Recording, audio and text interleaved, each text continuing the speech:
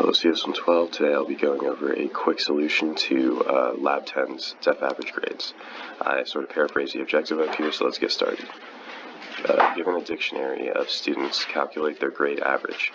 Iterate through the dictionary of students, returning a new dictionary of students' name keys and a dictionary value containing the student's average. So for most of you who are new to the whole dictionary structure, this might be a real noodle scratcher, so you're going to have to take a look at an actual example. This is an input dictionary, and this is the output. It was given to you on the PDF. So as you can see here, the key value pairs for your input dictionary, your key is this right here, and your value is another dictionary. So same here, key value, that's what you're going to be working with here in your input dictionary. And if you look at your output dictionary, within your input dictionary's values, which is a subdictionary, within your subdictionary's values, those are the values you're really going to be working with, right? So you need to find a way to get into your values in a way, if you understand what I'm saying. And something else you can be guaranteed under the assumptions is you're going to only have exactly 3 grades. So it's always going to be grade 1, grade 2, and grade 3. And however, you will have any amount of students. So in this case, you only have 2 students. So you can't hard code for that. But in terms of finding the average for the grades, you can just flatly divide it by 3. Excuse me. I also heard a couple GTAs say, like, yeah, these right here are always going to be the same. The name, grade 1, grade 2, and grade 3, those strings. So that should make things a little easier as well. So let's just do a quick algorithm, because I think that's always important. So I think the first thing we should do is, it says it in the objective itself, is to find a way to iterate through students and get to these values, right? Because those are really the only values that are going to be in our output. So we need to find a way to get into the values. So val. We understand what that means right here. It doesn't really make sense right now, but we understand because I just told you. Okay, what should be next? So once we get these specific values, we need to know how to place them. So we need to make the one associated with name as key to our new dictionary, and we want to create an average as our sub-dictionary. So that's the basic structure. As of course, this is going to be slightly trickier. I know a lot of you guys got tripped up by how to add a sub-dictionary to a dictionary. But some of you guys were able to implement a similar method to when we made a deep copy of a 3D list, where we had a list like this, and then you had a for loop here, and then you had another list here, along with another for loop. So every time you'd be iterating through here, you'd be appending to this list, and then at last, as soon as during the last iteration of this for loop, you'd append this list to this list. So then this gets reinitialized to 0, so you are appending lists to lists. So you could use a nested for loop, but what if I told you that you could do everything at once with these really cool for loops that we know about dictionaries? So of course I'm going to start by creating an empty list, or a dictionary, sorry, because that's where return value is. But the one I'm talking about, the really cool for loop you guys can use with dictionaries, is the keys item ones. So for key value in what's the name of our students dot items. What this does, in the case of, let's just uncomment this real quick. What this does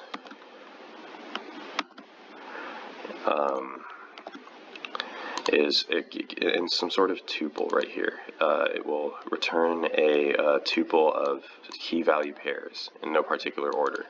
But what it will do is it'll gather all of the information of key value pairs, regardless of the size of how many students we have, obviously. So, sorry. All right, so here we go. Let's go ahead and see what's happening. Am I calling this correctly? Okay, I think I am. So let's print the keys out and see what's happening. So 1 and 2, which is perfect. These are actually strings, believe it or not. As you can look down here, these are strings because our keys are the string 1 and 2. And let's print our value.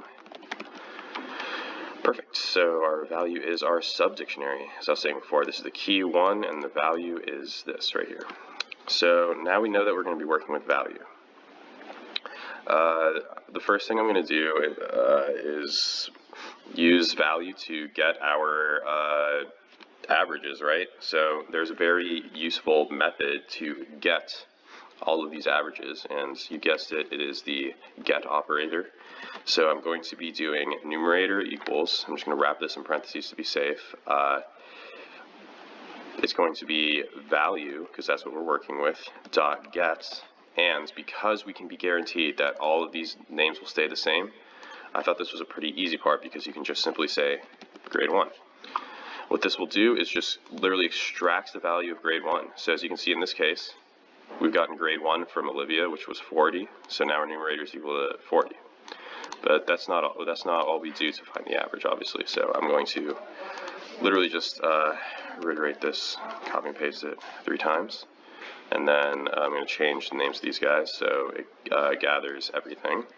And I'm not super good at math, but I'm pretty sure that 40 plus 20 plus 30 equals 90.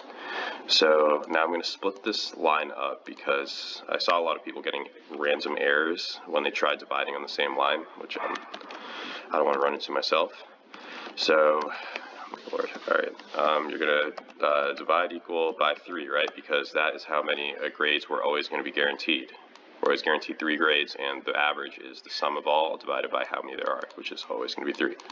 So now our numerator here equals 30. As you can see in our output, Olivia's is 30. So I'm just going to print it out real quick at the end. Okay.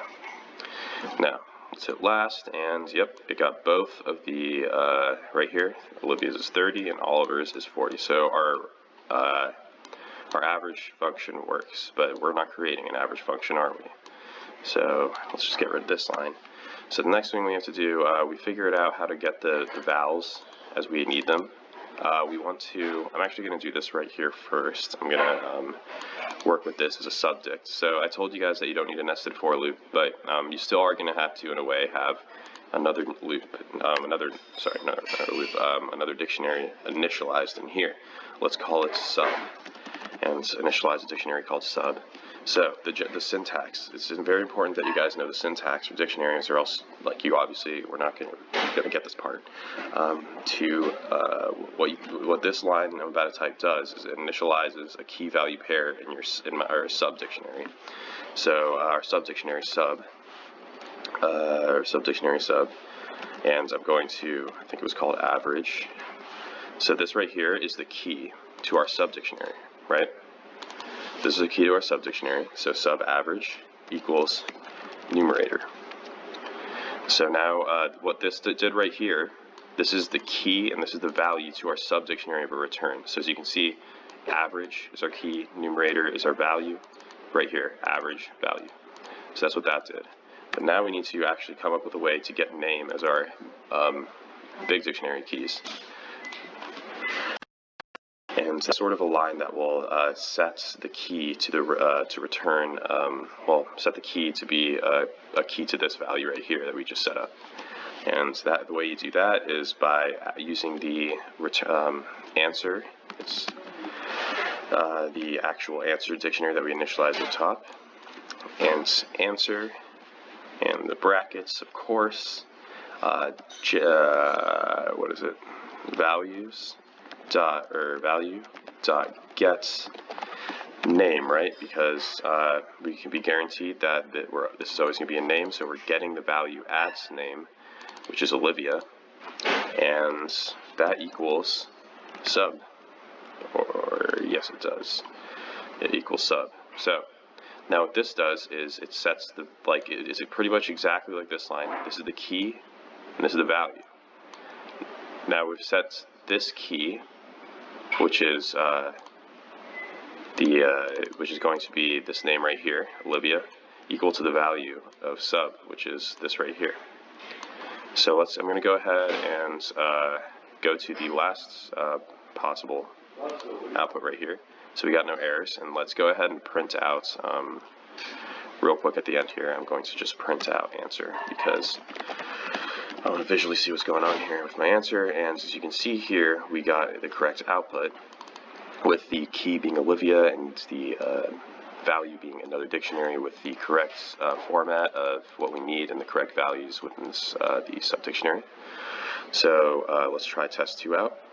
I'm just going to delete test 1. So as you can see, test 2 is actually the same, sort of the same format as the first one, except they added a student, Sophia, who's a baller because she gets all 100s. So I'm actually going to make a quick error in my code just to show you guys something that I've seen on Piazza a lot in your private post questions. Right here, I'm going to pop that right there, and then I'm going to copy and paste this into here, obviously, to get an actual parameter. When I do this, it says student stick 2 is not defined, but it's right here. The reason that is because you're calling the function with this dictionary on a line before the interpreters actually read this dictionary and stored it. As you can see, if you were to go back and sort of start like to the very beginning and sort of start iterating through things, it would go straight from here to the function call, obviously, because none of this code gets read until this function is called. And so the very first thing this does is calls average grades student stick 2. But as you can see, this little red arrow right here, it never actually got past line 31 to here. So you always need to call your function after your actual parameter is declared in test cases. So let's go to last, and it should work. Yes, it does. So as you can see here, key value. Sophia's average should be 100. She's a baller, and yeah, okay. So that's that. Not too many of you guys struggled with this. I feel like students were successful that works together or have been working on this week's projects, and that's typically how it is for every week.